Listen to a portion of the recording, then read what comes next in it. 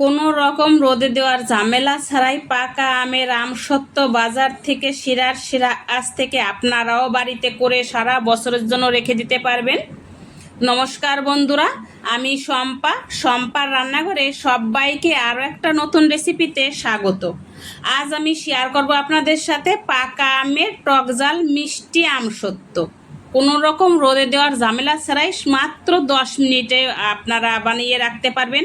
এখন আম সবার বাড়িতে, ঘরে, বাইরে, বাজারে সব জায়গায় আম আর আম। আর আমের দিনে মিষ্টি ঝাল টক এই আমসত্ত্ব যদি বানিয়ে রাখেন তাহলে সারা বছর জুড়ে আপনারা খেতে পারবেন। চলুন তাহলে দেরি না করে শুরু করি। এখানে আমি নিয়েছিলাম আম, ছুলে পিউরিটা বের করে রেখেছিলাম। একটা কড়া নিয়ে নিলাম, কড়াতে দিয়ে দেব ছোট বাটির 1 বাটি চিনি, হাফ বাটি নিয়েছিলাম পাতিলেবুর রস। এই পাতিলেবুর রসটা কিন্তু অবশ্যই দিবেন। আর 1 বাটি দিলাম জল। আর কেটে রেখেছিলাম ছোট ছোট করে লঙ্কাটা দিয়ে দেব পরিমাণ মতো। আপনারা দেবেন যেরকম আপনারা জাল খেতে চান সেভাবেই দেবেন। বীজটা বের করে ফেলেছিলাম। আর দিলাম পরিমাণ মতো অল্প লবণ। ব্যাস, উনানে জাল ধরিয়ে দেব আর কিছু সময় নেড়ে নেব। এখানে 1 তার বা 2 তার ওঠার কোনো ব্যাপার নেই। হাতে দেওয়ার পরে একটু চিটচিটে ভাব আসলে পরেই আপনারা এখানে আমের পাল্পটা দিয়ে দিতে পারেন। লাইক দিয়ে সম্পূর্ণ ভিডিওটা আপনাদের দেখার জন্য অনুরোধ রইল। আজ যদি নতুন বন্ধু এসে থাকেন, আমার চ্যানেলটা যদি এখনও না সাবস্ক্রাইব করে থাকেন, প্লিজ সাবস্ক্রাইব করার অনুরোধ রইল।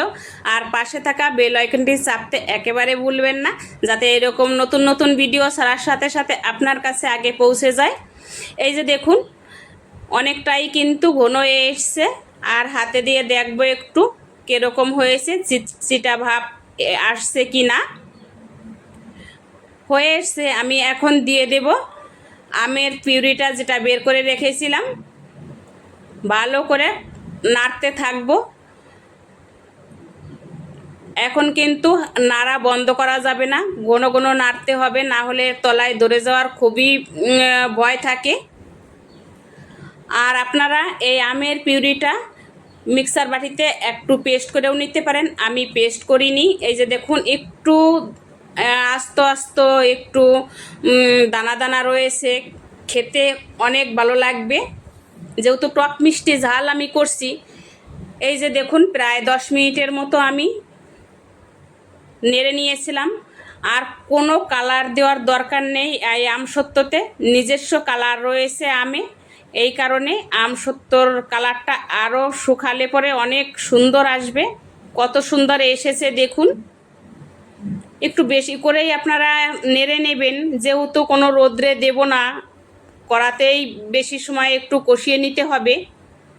এই যে দেখুন, অনেকটাই কিন্তু আমার যে আমের জল থাকে সেটা কিন্তু টেনে গেছে, যে দেখতেই পাচ্ছেন।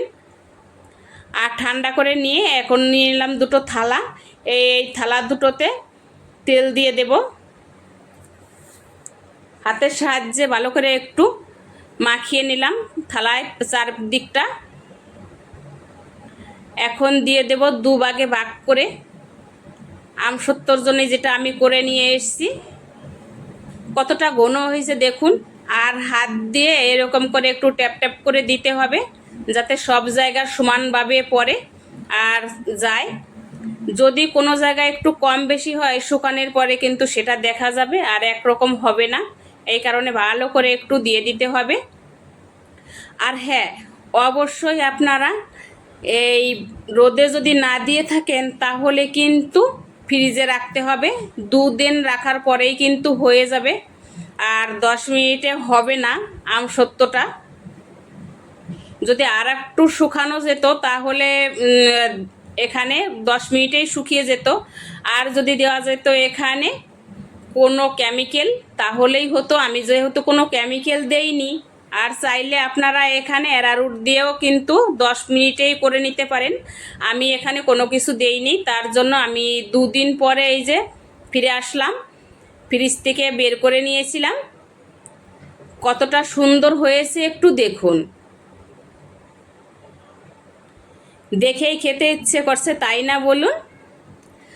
আর আমের ভিতরে যেটা ওই যে কাঁচা লঙ্কা না শুকনো লঙ্কা দিয়েছিলাম, আর শুকনো লঙ্কা দেওয়াতে কিন্তু সুন্দর একটা ডিজাইন এসেছে আর খুব সুন্দর লাগছে দেখতে। দেখুন, আর সুন্দরভাবে উঠে গেল।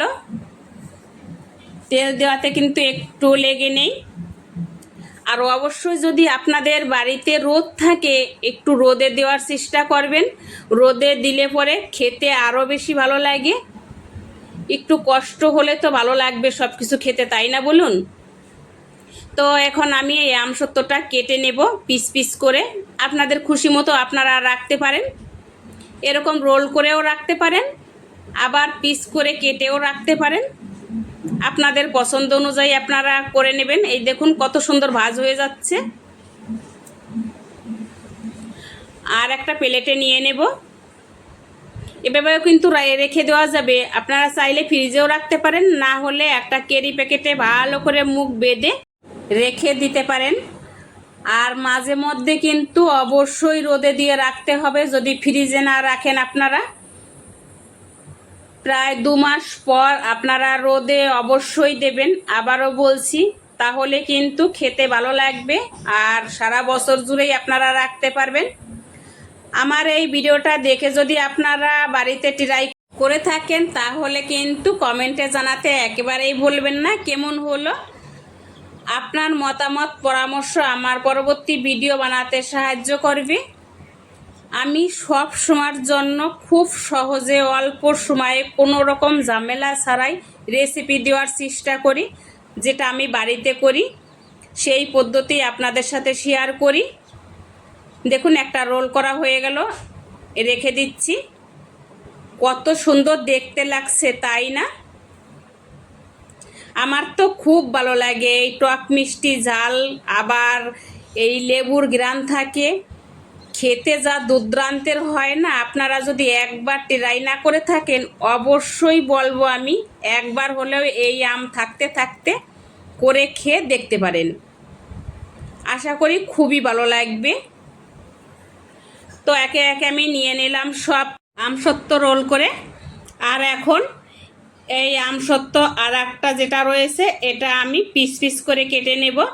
আমি সব সময়ের জন্য খুব সহজে অল্প সময়ে কোনো রকম ঝামেলা ছাড়া রেসিপি দেওয়ার চেষ্টা করি, যাতে আপনারা ঘরে থাকা অল্প কিছু উপকরণ দিয়েই সুন্দর করে তৈরি করতে পারেন, জিনিস নষ্ট না হয় সেই রেসিপি আমি দেওয়ার চেষ্টা করি সব সময়ের জন্য। তো এই যে আমি পিস পিস করে কেটে নিচ্ছি। যদি একটু শব্দ হয়ে থাকে মনে কিছু না করে মানিয়ে গুছিয়ে একটু নেবেন প্লিজ, বাড়িতে কাজ হচ্ছে, একটু শব্দ হতে পারে। তো এখানে যে আমি নিয়ে নিলাম একে একে সব আমসত্ত্ব। কত সুন্দর লাগছে দেখতে। এত সুন্দর আমসত্ত্ব যদি এই বাজার থেকে কিনে না এনে বাড়িতেই তৈরি করা যায় তাহলে কেমন হয় বলুন তো? আশা করি আর বাজার থেকে কিনে এনে খেতে হবে না, আপনারা এই বাড়িতেই সহজে সব রকমের আমসত্ত্ব আপনারা বাড়িতেই করে খেতে পারবেন। আপনারা যেভাবে আমাকে ভালোবাসা দিয়ে পাশে রয়েছেন এভাবেই ভালোবাসা দিয়ে পাশে থাকবেন, আর আমিও আপনাদের পাশে থাকব সব সময়ের জন্য। ভিডিওটা এখানেই শেষ করছি, আবার দেখা হবে নতুন ভিডিওতে। ততক্ষণ সবাই ভালো থাকুন, সুস্থ থাকুন আর আমার পাশে থাকুন। আবার আসছি, ধন্যবাদ।